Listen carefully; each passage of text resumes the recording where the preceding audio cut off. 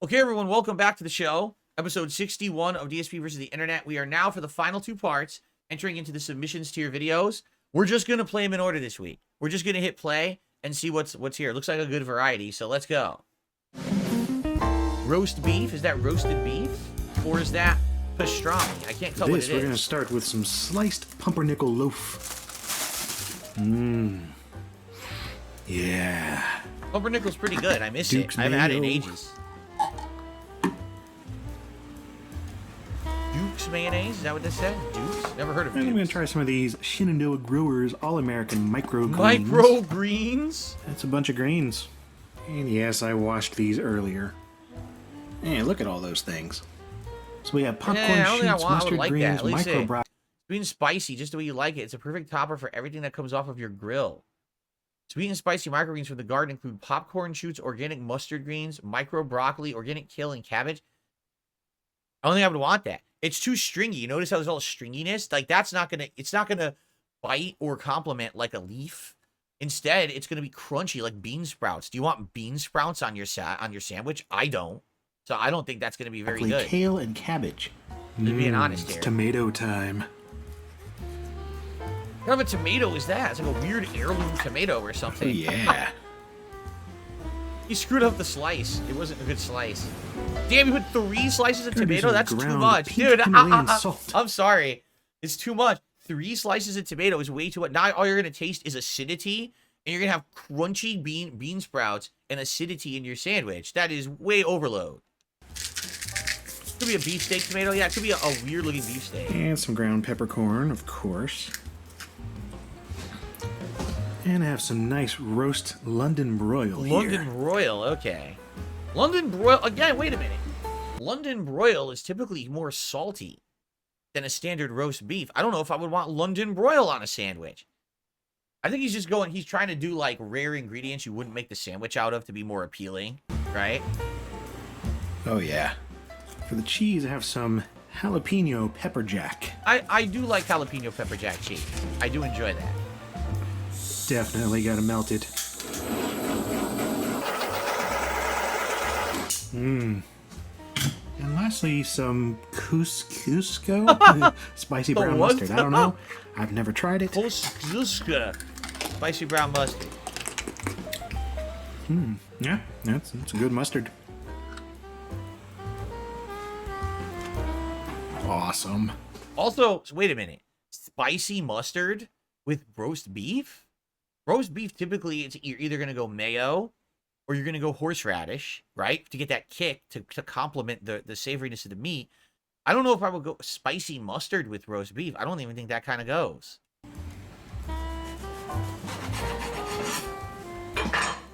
Well, I get it. What he just did is he made a rare sandwich. Like, when would you ever see those ingredients together? Oh, dude. I don't know about that sandwich being good. Goodness gracious, that looks good. And for chips, I'm going to go with these Lay's kettle-cooked cream cheese and chive. Cream cheese and chive? And you know that's got to have the dill pickle spear. Why? The weirdest shit. Cream cheese flavor on a chip? Why? Oh my god.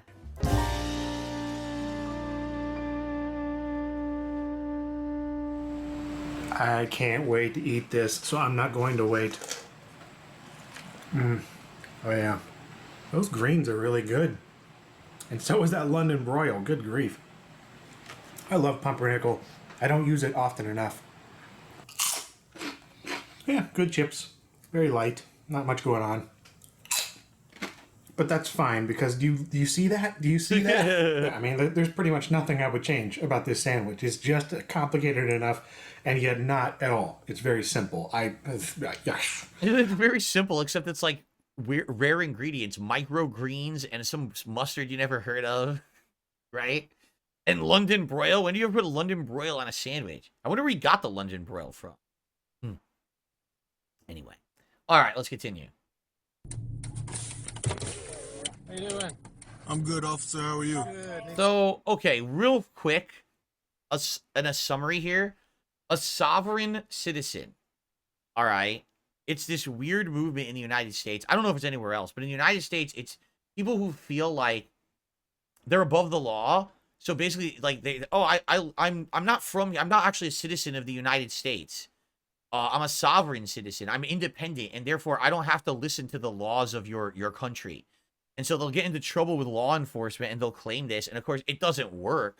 But it's just this weird movement in the U.S. that has grown traction in the last like decade. And this is a 7-year-old video, so it says cringe compilation.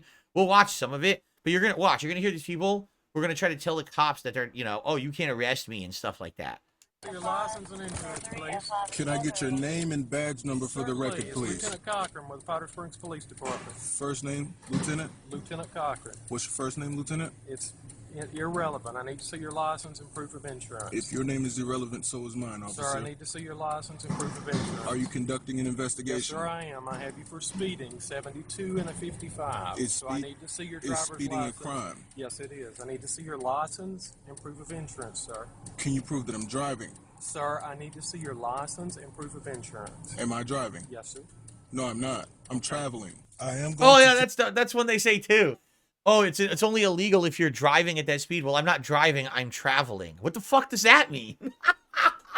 I'm traveling, not driving. continue to film. And it is not a crime for me to travel I need without a your driver's license. license and proof of insurance, sir. What you may Sir, have, I'm giving you a lawful order. What you may have, Obey it, or I'm gonna what take you may to jail. have, what you may have is the opportunity to read. Whoa, whoa, whoa! This is assault. This is assault. You've broken my windows. I do not consent. I do not consent. Oh, this is police Fixing to brutality. tase you. I'm fixing Stop. to tase This you. is police brutality. I'm fixing I to haven't tase done you. anything. Oh my god. Fuck. That escalated very quickly. Very quickly. All right? Now listen, the guy is an asshole, right? But at the same time, no, I don't think the cop should have busted his window and tased him. Unless the guy, we can only see from the guy's perspective, so we don't know what was happening. Was he reaching? Like, does it look like he was reaching for a weapon? Did it look like he was about to hit the gas and try to drive away? We don't know. But if that was just them having a conversation and the cop acted like that, I do think that the cop escalated it too much, and that's kind of ridiculous. But, wow. I mean, it went from a civil conversation to, okay, this guy's an asshole, to immediate, like, violence. What the fuck? Do it again. I'll tase you again. I come in peace. I understand. I have not that. committed any I crime. smell marijuana coming from this vehicle. Okay. I will not step out of this vehicle. You have not committed a crime. You have never seen a crime. Terry v. I Ohio. have reason to believe that crime is afoot because of Crime the is marijuana afoot. coming from this vehicle. Do you understand that? Do you comprehend I Article? have a lawful reason to get you out of the vehicle. You do not. Yes. Open up the vehicle. No. I would like to see your supervisor. I want to see what kind of crime. Are you violating my space? Are you kidding me? Help! Help! Help! Help! Help! Help! Help! Help! I do not consent! I do not consent! Help! Help! I do not consent! I do not consent! We did not. I do not consent! I do not I'm not consent! asking you for your consent. Yes, you have to have his consent. We're Are not you giving the consent to peaceful see non-competitive? our I am not a resident of the state of Indiana. I am not whatever you think I am. I am not a resident of the state of Indiana. I'm going to search this vehicle. We do not consent to any kind of search. I didn't ask for your consent. No. I You don't have to ask have for our your consent. consent. No, you do not. Yes, you do. And this You do not smell marijuana. I don't smell any marijuana. Oh, it reeked of I smell marijuana. No, it doesn't. I can We don't smell any marijuana anywhere. I smell marijuana coming from the vehicle. He's refusing to get out of the vehicle. All right. Okay? So I don't consent to anything. I don't know what this guy's doing. No. No. You're gonna assault him? Are you assaulting me? Are you assaulting You're me? assaulting him. Oh my god. Help! Help! Help! Help! Call the police! Call them. Sure, we are the police. No! Help me! Help me! What crime have I committed? We didn't What commit crime any did you see me crime. commit? Give us the ticket Terry and the v. seatbelt. Ohio. The vehicle. You're going to get tased if you don't step out. You're gonna get tased. Step out of the vehicle. What crime have I committed? What Oh crime my have I God. committed? What crime have I committed? What crime have I committed? Stop it! What crime have I committed? What crime? I have been assaulted with a tase gun. No, please let it be. You're trying to attack my nuts.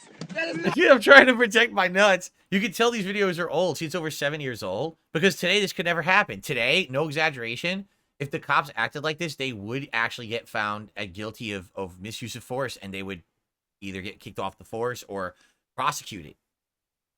You know what I'm saying? Like, obviously, the sovereign citizen movement is fucking bullshit. It's a joke. They act like they don't have to abide by the law. At the same time, the cops kind of are overstepping what they should be doing in these situations, right? You got to wonder what really the situation is. Did the cop actually smell marijuana? I don't know. The guy's, I don't know. He's probably the kind of guy who is smoking marijuana in the car with his kid in the back seat, too, which is kind of nice, don't you think? Proper use of that device. Stop it! Have you been trained? Well, that taser didn't work at all. Proper use of a taser. I know, baby. Watch her, Bill. I'm not gonna do anything. I just want my child. You just please let me go. I just No, didn't have just my get your seatbelt child on. out. Just go ahead and get in your car. Call the lawyer right now. Which one? Why do I have to get out the car? Hey, here's another one. I'm too old for this. You notice all the sovereign citizens always have these cameras in their cars so they can try to capture these things and say, you know, oh look, I didn't do anything wrong or whatever. How you doing? How's it going? Hold on, let me get up there first and I'll talk to you. United States citizen, sir? Yes? I'm gonna opt out. Well, the thing is, before we can proceed with immigration inspection, if you are, that's fine. I don't really care if you're German or whatever, but are you legally in the United States? I'm not answering questions. Okay, then we have to go ahead and take you in. I know you're recording.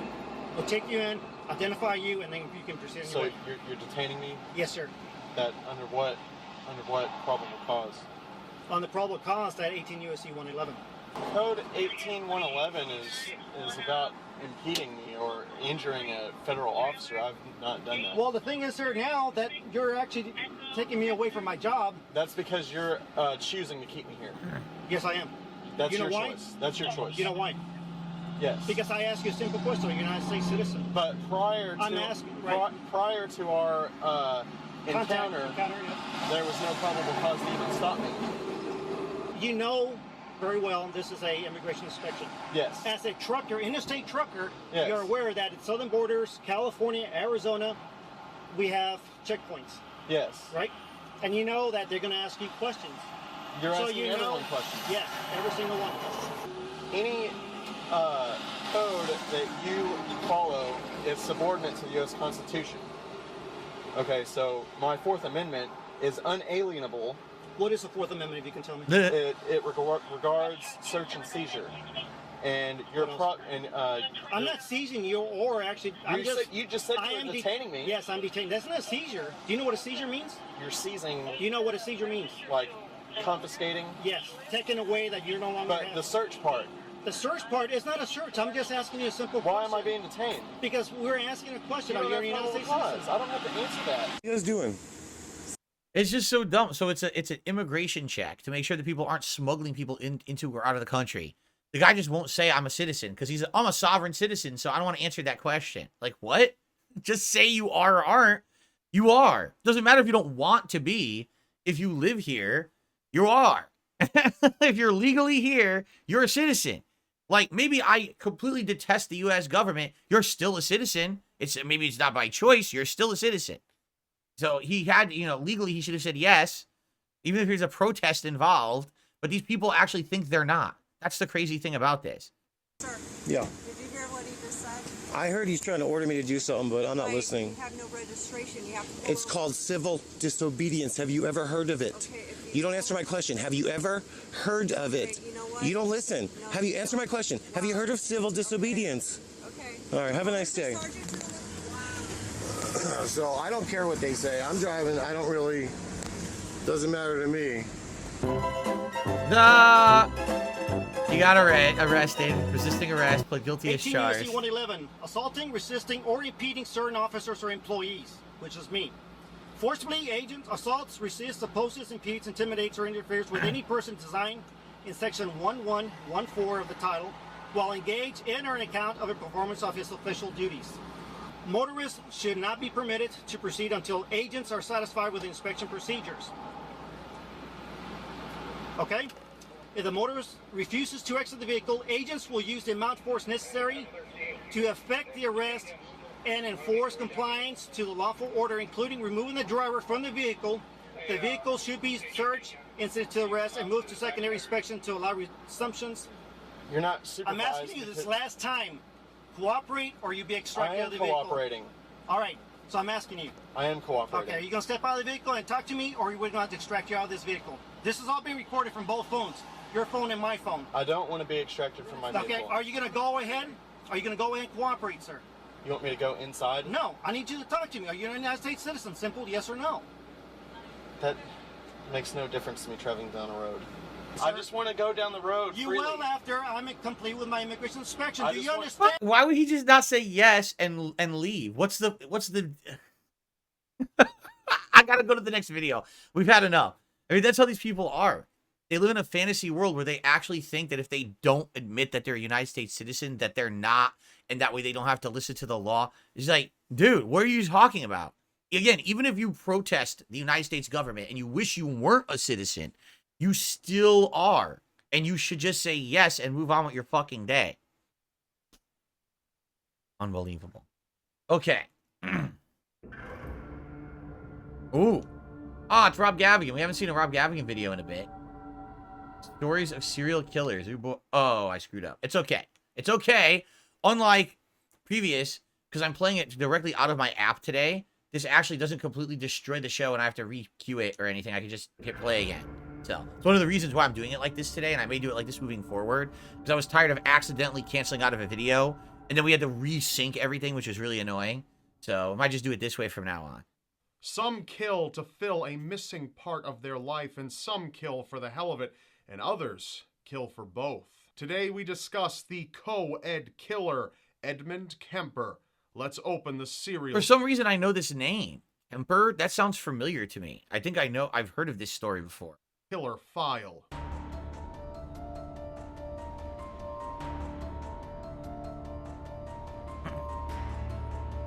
Oh no, they got a picture of him.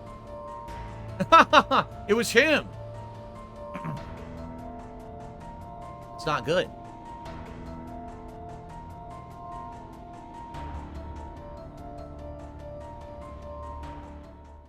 Edmund Kemper was born in 1948 in Burbank, California. He exhibited surprising intelligence at a very early age. Edmund was born the middle child with two sisters. He looked up to his father greatly, but his mother was an abusive alcoholic who belittled Edmund any chance she got. His sisters offered no solace from his mother's assaults, as he was often pushed around by them as well. Edmund was a large boy for his age, tall and strong, but aside from favorable features, he demonstrated extremely troubling behaviors. Edmund carried the traits of many serial killers. He was not only antisocial, but sadistic.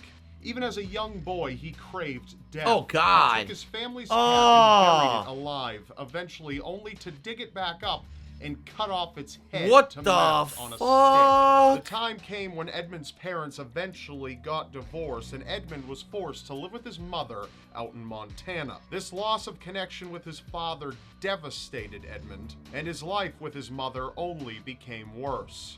Aside from the constant abuse, his mother would force Edmund to sleep in a locked basement because she believed he would rape his younger sister if he wasn't locked away. Oh my God. The abuse led to Edmund running away from So home. so if you actually think that your kid is so messed up that they're going to do that, you just lock them in the basement, you don't get them help?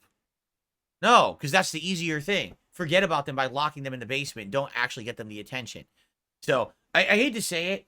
Again, the older I get, the more I mature and I realize things about life. 9 times out of 10, not always, but 9 times out of 10, when you get someone who's really fucked up, it's usually because of the parents. It's usually because the parents did not raise that kid properly, or mistreated the kid, or didn't make sure that that kid was responsible, or an adult. You know what I'm saying? Like, why do these people exist? Because their parents fucked them up when they were growing up. They didn't turn them into a proper person like they should have by having a nurturing environment, a loving environment, a caring environment, teaching them morals, teaching them values, teaching them how to even get along in life. Instead, oh, I know there's a problem. Lock them in the basement. Oh, I'm sure that's going to solve the problem, right? Like, so, gee, I wonder if something bad will happen as a result of this. Sometime later and returning to California to find his father. But once he found him, he discovered that his father had remarried and even had another son. There you go. Edmund stayed with his father for a short time before Edmund's father forced him to go back and live with his mother. Ugh. But his mother wanted no part in it and sent Edmund to live with his grandparents. Wow. By this time, he was 15 years old. His inner turmoil was building up pressure, which released during an argument with his grandmother. He grabbed a rifle and shot his grandmother in the head, killing her instantly. Edmund, being as strong as he was, had no issue in dragging his grandmother's dead body to hide it. Suddenly, however, he heard his grandfather's car pull up in the driveway. Afraid of his grandfather being cross with him over what he had done, he met his grandfather out in the driveway and shot him to death as well. Edmund, when questioned about the murders, claimed that he killed his grandfather to, yes, avoid punishment. However, when questioned about why he killed his grandmother, he claimed that he just wanted to know what it felt like. Wow. Edmund was sent to a psychiatric hospital where he not only did well, but befriended his psychiatrist, going so far as to even work as his assistant. Tests during this time determined that Edmund had an IQ of 136. Later into adulthood, that number would increase. I actually don't know. What are IQ ratings? Like, what's an average IQ and what's considered a high IQ? I don't know. I've never looked into that. I've never taken an IQ test, so I don't know shit about that. I wonder. So I guess that's considered a high IQ, 137. Increased to 145. Despite recommendations by a number of other doctors against his release, Edmund was set free fewer than 5 years later. By the time he walked out of the hospital's doors, he stood at 6 feet 9 inches tall and Holy weighed shit. nearly 300 pounds. Whoa! His good behavior led to his criminal record being expunged, and he was released to the care of his mother. So he murdered his grandparents. They put him into psychiatric care. He basically had perfect behavior. So they let him out early in like 5 years. And now he's back in society. And they released him to his mother, the woman that fucked him up to begin with. Gee, I wonder what's going to happen. Edmund had managed 100 is average from searching? Okay. Interesting. to fool the psychologist. He had 5 years for double murder, by the way. 5 years. Double murder. full-blown intentions to kill now that he had a taste for it. And he would become a most dangerous combination. He would become a serial spree killer. Wow. Between 1972 and 1973, Edmund went on a murder spree, mercilessly killing female students and engaging in necrophilic sex Oh with their my corpses. God. He would often go hunting after his mother displayed one of her regular outbursts against him. He would often find girls hitchhiking and pick them up, take them to secluded areas where he would murder them in a number of different ways. From stabbing to shooting to smothering, he would then take their bodies back to his apartment and decapitate them, engaging in sex with their severed heads and bodies, while also dissecting them to satisfy his own morbid curiosities. One victim in particular he took back to his mother's house and hid the body in his room. He decapitated the corpse and buried the head in his mother's garden as a joke. As a claiming that joke. his mother always wanted people to look up to her. Edmund continued on his murderous rampage, which his mother continued to initiate unknowingly with her bad temperament, until Edmund one day decided to end the cycle. On Good Friday in 1973, Edmund was at his mother's house resting when he heard her arrive home from a party. She went to her bedroom to read a book and he stepped into her doorway. She muttered a sarcastic remark towards him, to which he said good night, before beating her to death with a claw hammer. He cut off her head, raped it, and then ripped out her vocal cords and stuffed them down the garbage disposal. When the garbage disposal couldn't effectively dispose of the vocal cords and spit them back out into the sink, Edmund found it humorous, equating their resilience with her incessant bitching. After this, he phoned up his mother's best friend, invited her over, and murdered her as well. Edmund, What finally the having fuck? gained enough courage to murder the woman who inspired him to murder, promptly went and turned himself in to police, being one of the few serial killers to ever do so. He was sentenced to life in prison, where he continues to serve today. A special shout out goes to Maria for winning the most recent contest on my website. Okay, I don't care about Maria and your website. Wow. Well, that's a fucked up story. But again, as I said, what I've learned as I've grown and gotten wiser is that 9 times out of 10, people who do the most fucked up things are fucked up because their parents did not raise them properly and turn them into functioning members of human society. They neglected them. They mistreated them. They left them completely alone. Because that's the other thing, too. Like, you could say, well, abuse. That's one thing. You actively, yell at someone, beat them or whatever, lock them in a basement. But also it could be just not paying attention at all. Allowing that kid to go unchecked and never know what's right and wrong and just do whatever they want is just as bad. So, yeah, pretty bad. I mean, that was 100% the mother. The son maybe could have grown up to be something better instead of a serial killer. But alcoholic mother. There you go. All right, guys. One more part coming up of DSP versus the Internet for the week as we continue through these standard member submissions. I hope that you're enjoying them, and I'll see you for the final part.